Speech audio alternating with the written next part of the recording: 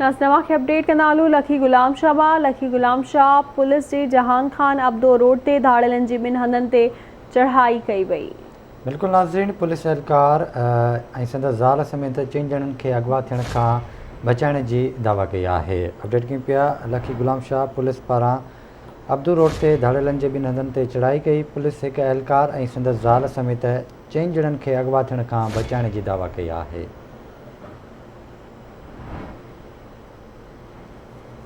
आगाह कयूं पिया। लखी गुलाम शाह मां पुलिस अब्दो रोड ते धाड़ेलनि जे ॿिनि हंधनि ते चढ़ाई कई आहे। पुलिस हिकु एहलकार ऐं संदसि ज़ाल समेत 4 ॼणनि खे अगवा थियण खां बचाइण जी दावा कई आहे।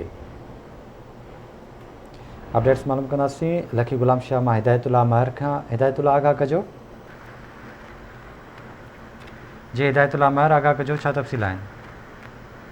ॿुधाईंदो वञा त लखी गुलाम शाह पुलिस जी वॾी कार्रवाई थी आहे, जंहिंमें जहान खान अब्दो रोड ते राति देर सां धाड़ेलनि जे ॿिनि हंधनि ते चढ़ाई थी हुई, जंहिंमें पुलिस एहलकारनि हिकु औरत समेत 4 ॼणनि खे पुलिस अगवा थियण खां बचाए वरितो आहे। पुलिस जी फायरिंग सबबि हथियारबंद अब्दो लॻे पुलिस एहलकार। बड़ी महिरबानी मां जी अपडेट करण लाइ।